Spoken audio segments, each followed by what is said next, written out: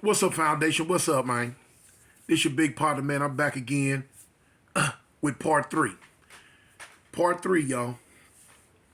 So listen, I'm gonna jump right into it and go right into it. And y'all hit that like, man. Hit that like, hit that subscribe, and hit that notification button. The whole hookup, the comments, the whole hookup, man. Y'all see the merch? It's in there. So anyway, we set up a date. We finally got a date, and it was gonna go. So time going on, time going on. By this time, I'm changing. I have a whole new outlook on life, a whole little different get down, a whole little different thought pattern, thought process. Okay, so now the wedding day came. We had exchanged. We had our rings ready. She came with the little small wedding cake and all that. So now it was one police, y'all. It was one police. This police named Haywood. Everybody in the prison knew him. Dirt, low down, dirty. You know what I'm saying? He would do all type of stuff. One of the main horses. You know what I'm saying? He was toting like a big dog. He was toting like a big dog. He had a crush on my wife, on my soon to be wife. he had asked about her several times to her son, to Junior. Junior didn't give him no airplay. I'd already got word that from few of my partners that was up there in the block where he worked, that he was like saying stuff like, "Man, how in the heck this fool Toon end up with her? How did he end up with her? This big old thug fool, how did he end up with her?" He couldn't understand it. It wasn't meant for him to understand. So, but he was hating. He was hating like a big dog. I didn't pay no attention to it. As long as he didn't say nothing to me about it, we was cool. Because I was going to act a fool about the situation. So, the day of our wedding, we up there getting married. Here he come. He come to the wedding. Like on some congratulations type stuff. So now he leave and he go get her son. He bring her son up to the chapel. Okay, that was cool. But that was his way of getting in, being nosy, want to see and hear some stuff. Boom. So he brought the son up. So, we taking pictures and we going through the motions and all that. So anyway, her son had to leave. So he ended up taking her son back to the block. We got married. We did our thing. Now, Alabama prison don't have conjugal visits like California. They don't have that. They just don't. So, it ain't like you was going to get no cootie cat, but you married. Okay, which was cool. So now we married, we doing our thing, going on the visit yard, we writing, you know what I'm saying, getting stronger, the whole hookup, you know what I'm saying. She got her tattoo, I eventually got mine, and things going on. I had calmed down so much to the point to where one day the captain called me up to the shift office. And when he called me up to the shift office, I'm like wondering, like, what did I do? Because at this time, I had rose up in the ranks. I had graduated the drug program. I was one of the what you call the mentors in the program. A mentor is somebody who teaches the program now, and you got rank over that dorm or whatever. But I was a mentor. I was up in the program because I had graduated. But I had kicked back so bad they hadn't been hearing my name. I had been getting into nothing. The police had been giving good reports on me. The whole hookup, I had just changed all the way. I had my halo on. So Captain called me up to the shift office. He like, "Man, what's up, Tone?" I'm like, "What's up, Cap?" They like, "Look, man, what's going on with you?" I'm like, "What you mean?" He's like, "Well, what's going on with you, man?" I say, "Look, Cap, I ain't did nothing. I ain't gonna do nothing. I ain't been getting into nothing, man. You know what I'm saying? I'm cool, homie. I ain't tripping around here. What's up? What I'm supposed to done now?" Because that's what I was used to. "Oh, you did this. You did that." They were like, "No, this ain't about you doing something wrong. This about I'm getting good reports on you. You know what I'm saying? You ain't doing all the stuff that you've been doing, getting in all the trouble you've been getting, or keeping up all the trouble that you usually had been keeping up." Oh, I'm like, well, shoot, yeah, man. I ain't with it no more, man. I done laid it down. I said, man, I done graduated the drug program. You know what I'm saying? I done put in for a parole cut, the whole hookup. So he was like, man, I'm just shocked. I'm just shocked. You know what I'm saying? I'm shocked. But then, at the end, he said a whole lot of other stuff. Then he like, man, well, keep up the good work, man. Just keep up the good work. I'm like, all right. So now, like I say, I had put in, once I graduated the program, I put in for my parole cut. So at the time, my parole was off. I was supposed to go up for parole in 2012. I ended up going up in 2010 now. They gave me a 2-year parole cut. So, she was happy about that and a whole hookup. So now, in my mind, when you in that prison, you going to grasp for straws. Anything that look like hope, we going to grab for any type of hope that we can see. And so now here it is. I done got some hope under my belt. I gave me a parole cut for 2010. In my mind, I'm going to go for parole and go home in 2010. I'm like, oh, shoot. So time going on. One day, I'm coming off the visiting yard. And how they had it set up, once your visit is over with, the visitors, they got to go up into a little room. They can't leave the prison grounds until after, we strip search and search, just in case we get found with anything on us. They still got them on the prison ground so they can trip on them because they know if we got it, they brought it to us. So anyway, I go through the searching process. I go on back to the south side. I go back to my dorm. So later on, it's another little dude came out the visit yard. My little partner, little dude named T-Town. They used to call him T-Town. He's from Tuscaloosa. So T-Town come up to me like, Toon, man, Haywood trying to talk to your wife. Now I went out on the visit yard that Saturday. I'm like, what? He like, yeah, man. He was all up on her, trying to talk to her, this, that, and the other, da, da, da, da, da, da. So I'm like, for real? I'm like, okay, good looking out. So now I'm hot. I'm mad. I'm mad. Now remember, this the same police that had been talking behind my back for months, trying to figure out, talk about how'd I end up with her. Now you gonna try to talk to her? Okay. I guess that halo that I mess around put on my head was just shining a little too hard. Cause you must think I'm pussy for real now. So look, I call her. I gave her enough time to get to the house. I bust that cell phone out so quick. I called. I said, you got something to tell me? She like, what you talking about? I was like, man, you got something to tell me? She like, man, listen, I already know this was going to happen. She said, I didn't say none of that, man. He walked up to me and started talking to me.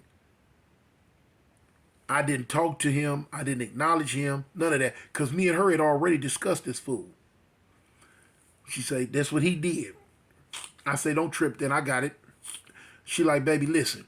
Don't get yourself in no trouble. You just got a parole cut. Don't get yourself in no trouble.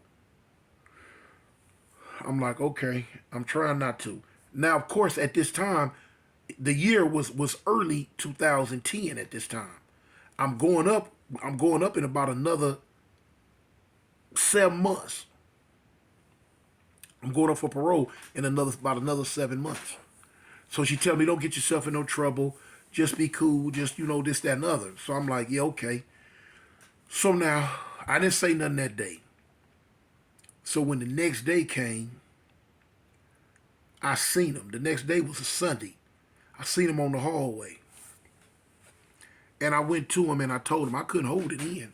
I went to him and I told him, I say, check this out, Haywood. I say, listen, homie, you gonna try me like that? He like, Toon, what you talking about? I'm like, man, yesterday, when I come off the visit yard when my wife was leaving, you pushed up on her trying to talk to her. What was all that for? Oh no, Big Tune, man, it wasn't like that, man. I was just trying to see if she was okay, and he gave me a whole bunch of long, drawn out BS. So I snapped. I'm like, fool, out of all them visitors out there, you push up on her to see if she okay? Why you wasn't seeing if the other ones was okay, worrying about them? I say, hey, well, let me tell you something, homie. Say anything to my wife again, long as I'm in this prison, homie. I say, one of us ain't gonna go home. Never again. Don't try me, fool. You know me, homie. Don't try me like that. Oh no, Tune, whoop, whoop, wop, whoop, wop. But I spooked him. Cause he know what I would do. So he soft shoe, tapped his way up out of that. Cool. Sunday go by. Monday go by. Here come Tuesday. They wake me up early Tuesday morning. Told me I was on transfer. I'm like, what? Transfer? Man, I wasn't trying to go nowhere. I wasn't trying to go nowhere. I'm on transfer to a prison called Easterland. This prison was known as the punishment prison because it wasn't no cigarette smoking, but I didn't smoke anyway. Wasn't no cell phones. It wasn't no nothing. The snitching was at an all-time high. The snitching was unbelievable, unbearable. The police was up there kicking fools in their behinds. It was horrible. It was horrible. Wasn't nothing to hustle with, wasn't nothing to do, nothing. The prison was so horrible. Look, let me show you something. It was to the point to where people got shipped there. Soon as they took the chains off of them, they were swinging on the police, swinging on other inmates. Anyway, trying to go to lockup just to get shipped.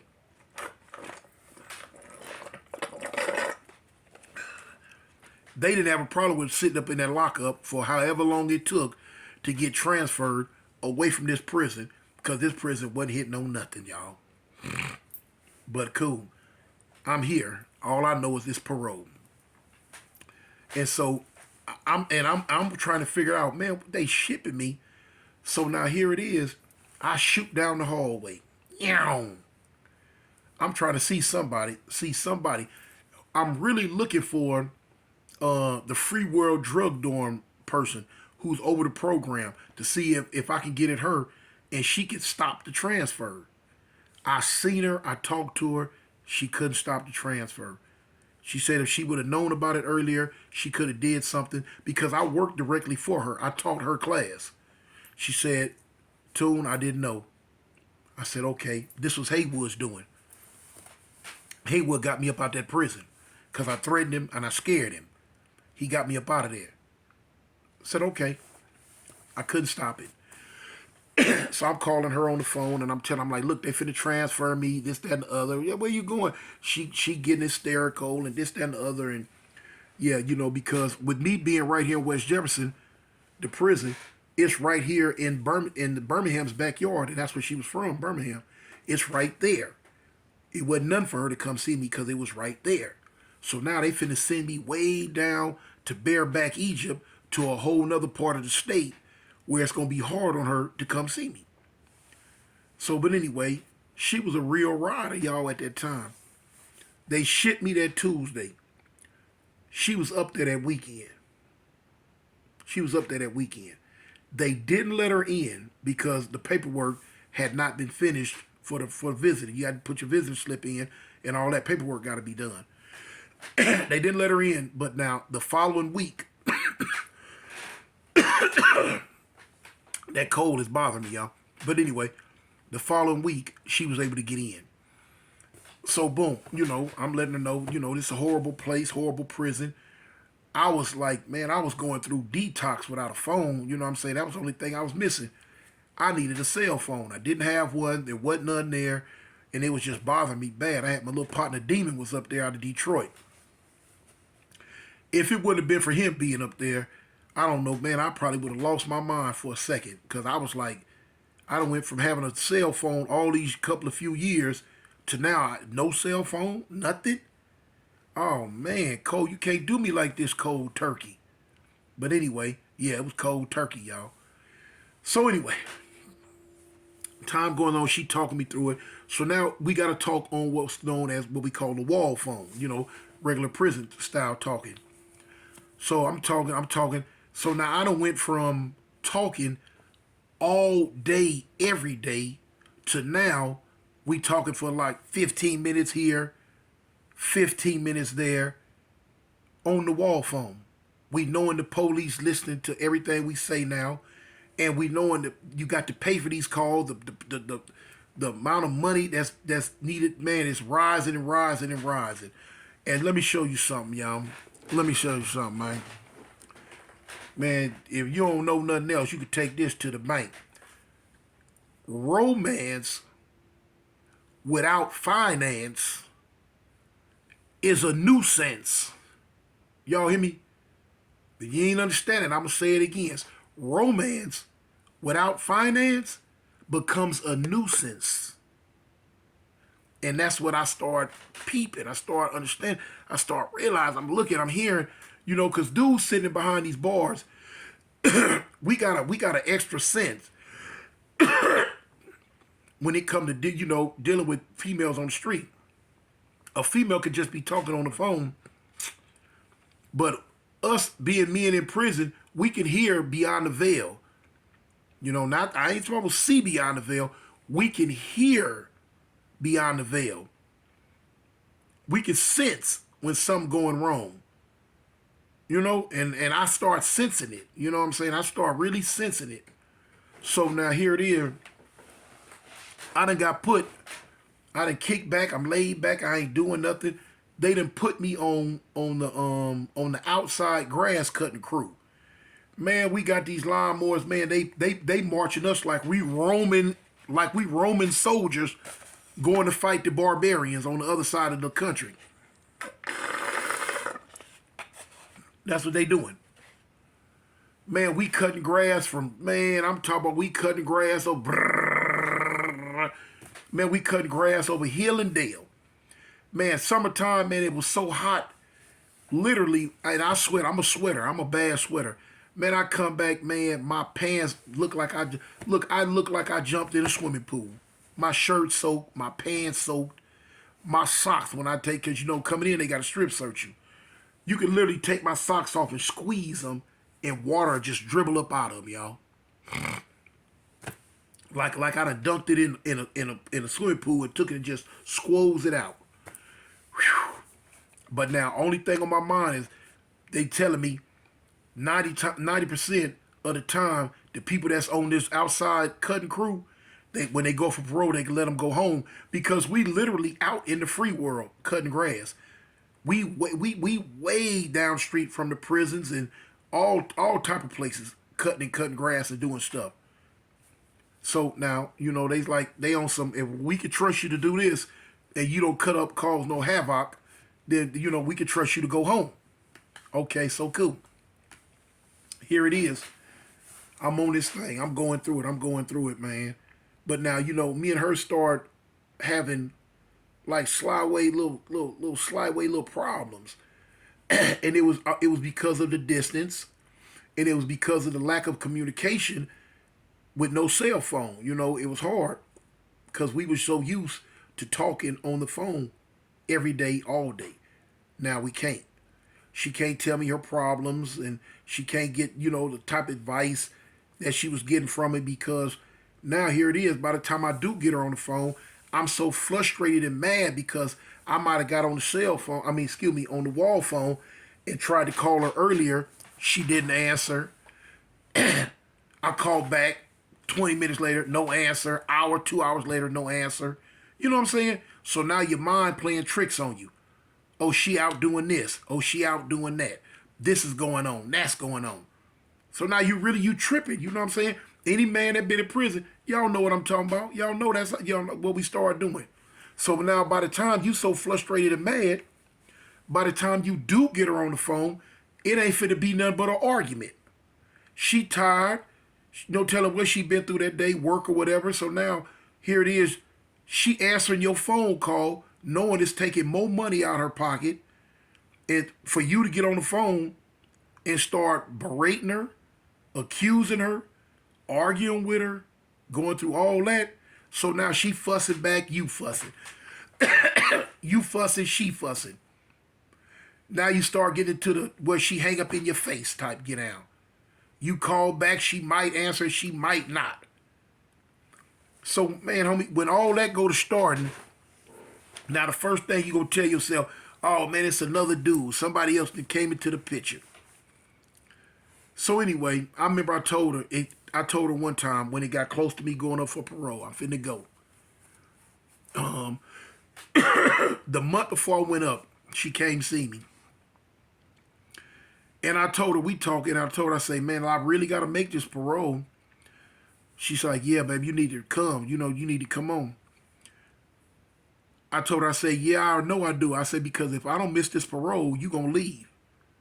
She was like, what? You know, she got all indignant. What are you talking about? I'm not going to leave you and da-da-da-da-da. I say, yeah. I said, listen, I got to make this parole because if I don't make this parole, you gone. You tripping. It ain't like that and dot, dot, this and dot, dot, that. And I give a dang what she was saying. I know what I felt in my spirit through our conversations. If I could explain some of them conversations, if I had a little bit more time and I explained some of them conversations to you, you would say, oh yeah, yeah, she gone. A month later come, she go for parole. I go for parole. The cold part about it, I went up for parole on her birthday. Now, I already had a bad feeling about this parole hearing because it was on a Thursday. At that time, I hadn't seen too many parole hearings on Thursdays. Most parole hearings in Alabama on Monday and Tuesday. This one was on a Thursday. On her birthday, I went up for parole. I was nervous all that day. All that day I was nervous. When I went to lunch, I came back, I called her. When she answered the phone, she was crying. I knew I had missed parole. So when she finally answered, could get herself together where she could like, baby, I said, how long? She said, what? I said, how long? That's all I wanted to know because I knew I'd been set off. So all I wanted to know now was how long did they set me off for? I just didn't want to hear 5 years. She said, they set you off for 3 years. I said, okay. I said, okay.